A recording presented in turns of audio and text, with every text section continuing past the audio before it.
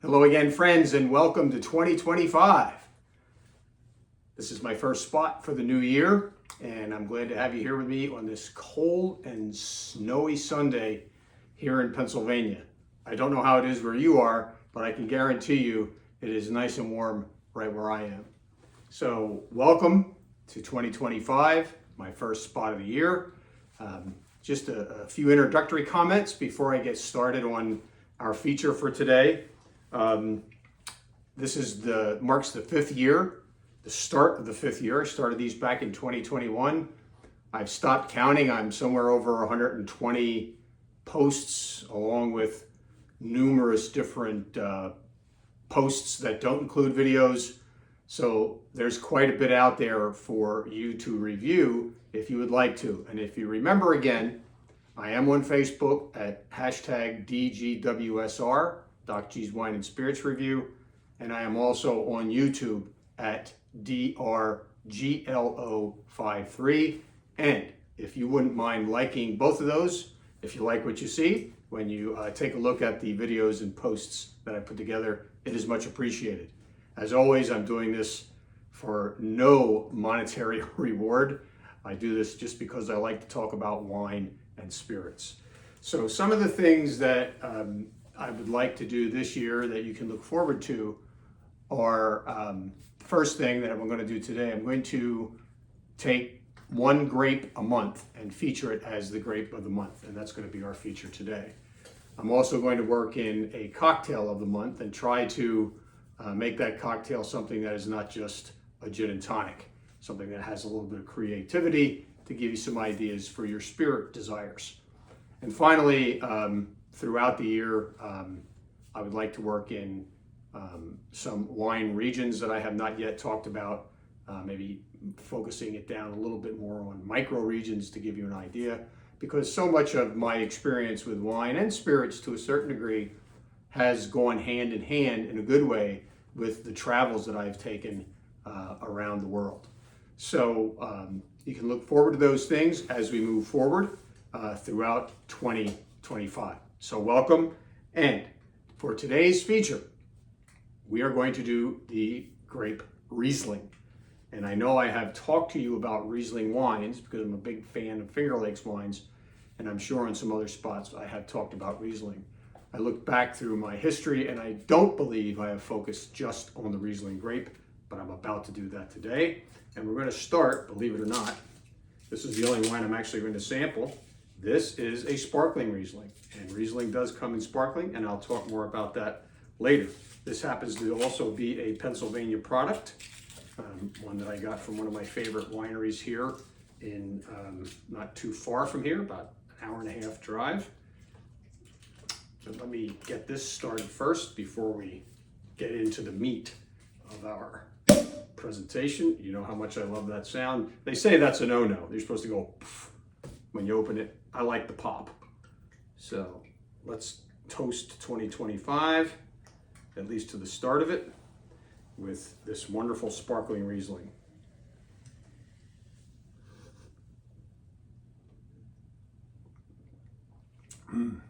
Oh, that's fantastic. Cheers and welcome. So I have a bunch of notes here. I'd like to talk about a grape today. And the grape in question is what I would call almost it's a global grape. It is grown pretty much all over the world where wine grapes are grown. And I have had my share of Riesling from all over the planet as well. I kind of fell in love with the grape, and then I had been drinking it so much that I kind of was over drinking it and I kind of got tired of it. This year is going to be, I think, a Riesling renaissance at Chateau Otto. So let me start first of all by talking about where the grape is grown, because I think that's very important. The largest producer of Riesling grapes in the world is Germany, over 56,000 acres in areas like the Pfalz, the Moselle, and the Rheinhessen. Riesling grapes are different depending on where they come from.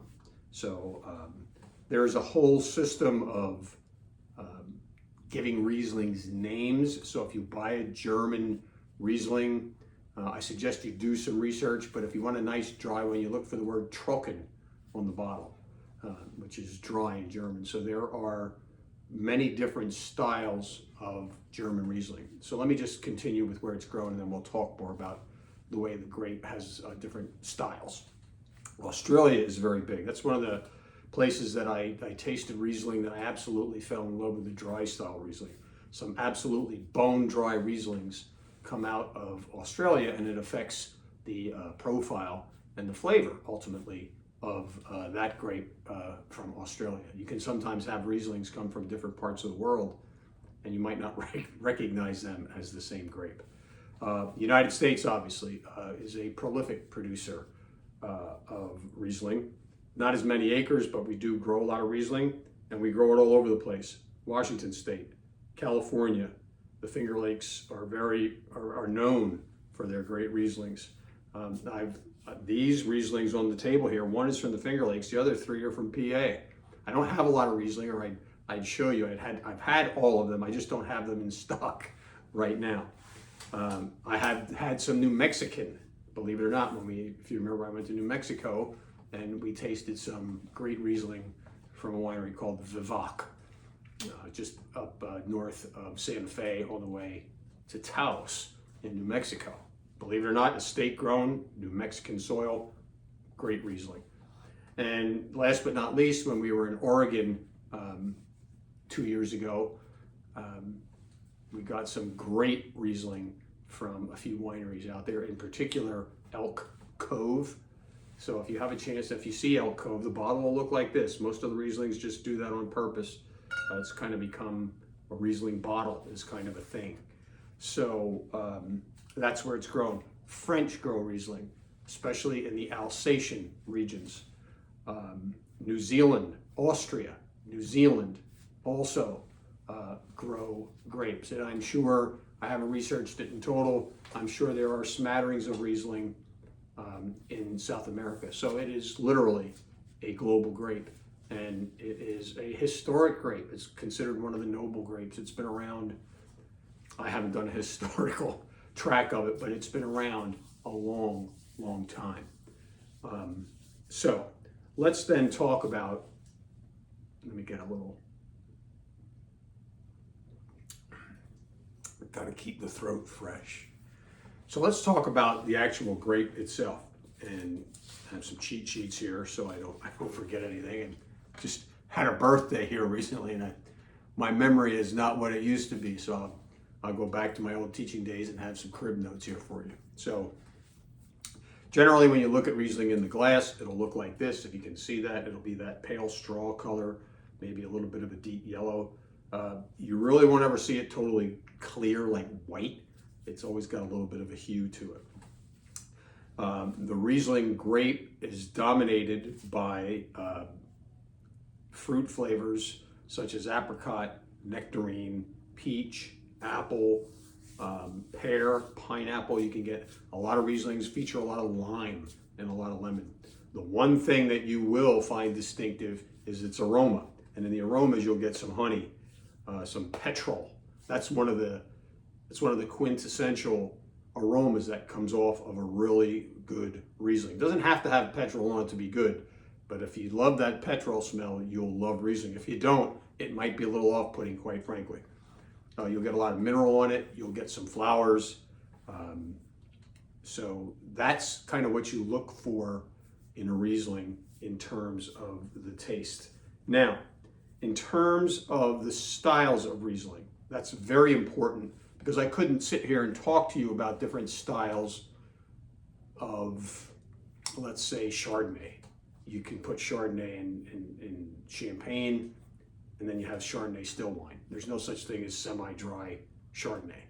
There's not sweet Chardonnay. There's not ice wine made from Chardonnay, generally speaking. Let me add Canada. Let me go back. There's another place where Riesling is grown, and they make it into an ice wine, dessert wine. Very, very expensive. Very expensive. I've had some. It's cloyingly sweet. It's definitely a dessert wine. So let's go back to the different styles of what you can find in Riesling, because it's very unique this way. It's one of the most versatile grapes in terms of its style. So you've seen here, and I'll pour another glass here just because I'm getting low. Let's start with this style. This is Riesling. This is 100% Riesling. And let me talk about this one. This is made by Galen Glen Winery in Andres, Pennsylvania. This is their first year of full release of their sparkling Riesling. And it is fantastic. It is, they also do a sparkling Gruner. And this wine, it's bone dry. Again, remember I taught you about reading the label. This is a 2021, it's a vintage. It's 12% ABV, alcohol by volume, which means it's dry. It has a low residual sugar. Riesling makes sparkling to challenge cavas, to challenge champagne. I've had sparkling Riesling from California, from Bonnie Doon. Randall Graham made a great sparkling Riesling. Dr. Frank makes a great sparkling Riesling in the Finger Lakes. Hermann Wiemer in the Finger Lakes makes a wonderful sparkling Riesling. If you ever happen to see a sparkling Riesling on the shelf, I don't care who it's from, it's probably going to be pretty good. And I would suggest you give it a whirl, because that's the only one I'm tasting here today, because I got a football game to watch soon and I want something in my hand. So let's talk about the styles. I've alluded to that now a couple times. One style is done in a sparkling style, and it's generally done sweet. Excuse me, scratch that. It's generally done dry. Now, Riesling ranges from dry, bone dry to dry. They can drop the residual sugar. If you remember, anything with a residual sugar under 1% is considered dry. They can get them down to like 0.5 residual sugar. And they drink like a totally different wine than the other styles. So let's talk about the different kind of Rieslings that you may find. The first one that you'll find, which I think is the most prolific, is dry Riesling. It's going to be between 11 and 12% alcohol by volume, might get to 13. And then you go to your semi-dry or semi-sweet, depending on how they want to word it. That means there's usually between 1 to 2% residual sugars. I have one of those here on the table, and I'm going to talk about it in a minute. And then you get into your sweet Rieslings, which become dessert wines, and they're wonderful wines. It's just a question of the food pairings that you want to make with those Riesling wines. Now with this, I would do the same thing I would do with any other sparkling. Salty foods, appetizers, some soft cheeses, charcuterie board kind of food. And if you just want to sip it, you know my feelings about that. So what are the food pairings then that you would consider with Riesling? It is I would say Riesling is one grape outside of this sparkling version that I don't really care for as a sipper. I always like it with some food because it nicely complements a whole range of foods, and you can get it in the dry and the semi-dry style. Sweet is probably best reserved for desserts, but the dry and semi-dry Rieslings are fantastic food wines. If you're not sure what to get when you're out at a restaurant and you're getting something that needs a white wine and you can get it by the glass, get yourself a nice glass of Riesling. It's probably going to pair well with whatever it is you have. So in terms of meat, the traditional white meats, duck, pork, seafood, shrimp, chicken, it's a fantastic match for crab. It goes well with one of the things that Riesling is noted for, especially when you get into the semi-dries, is its ability to combat heat.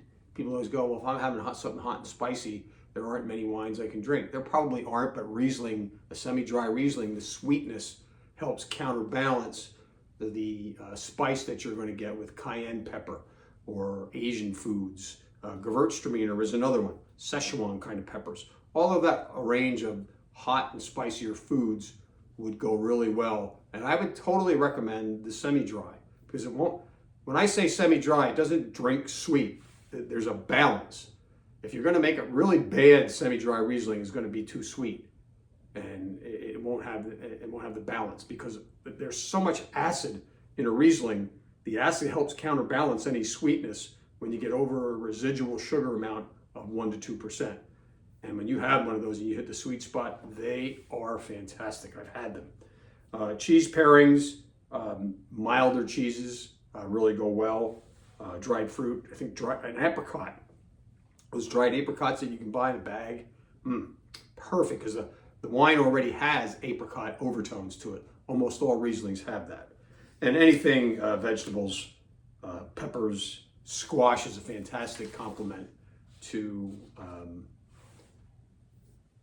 Riesling. And frankly, I probably did it when I did one of my Thanksgiving spots. It's probably the best wine you can break out for your Christmas and your Thanksgiving feasts, because it crosses over all of those food groups so well. So that's pretty much what you have with Riesling. Some other tips about Riesling that I would share with you. This is one that you can serve a little on the colder side. And I would say put it in the fridge, take it out, and let it warm up just 2 or 3 degrees. And it's okay if you get a little bit of the chill on the glass with a Riesling. It's a grape that's got enough body and power to stay. The chilling will not overpower a Riesling like it does other more delicate white wines like Chardonnay and Sauvignon Blanc and some of the other Italian whites that you want, Vermentino, et cetera, et cetera.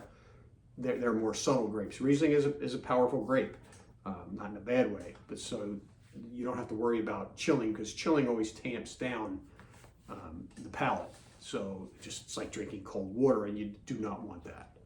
So let me talk about these wines before we close out. I have here in my collection, this is a dry Riesling from one of my favorite producers in the Finger Lakes, Domaine Lesueur. They're on Keuka Lake. If you ever get there, I highly suggest you give this one a try. This is a 2021. And remember, that's another point that I want to make before we sign off here.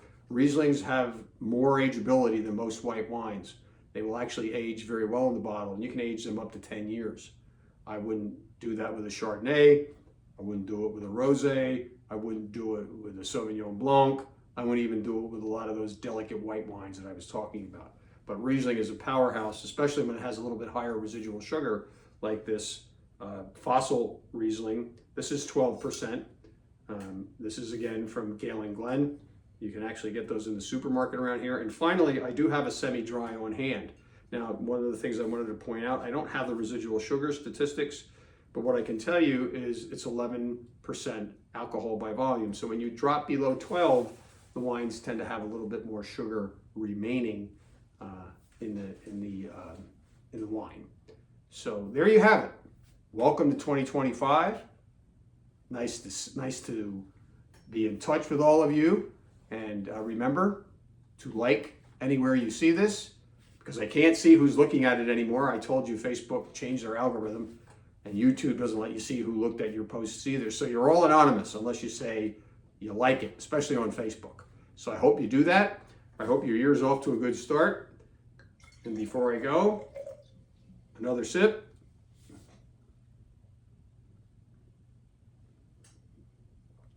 Go Birds. And we'll see you next time with our first cocktail of 2025. Until then.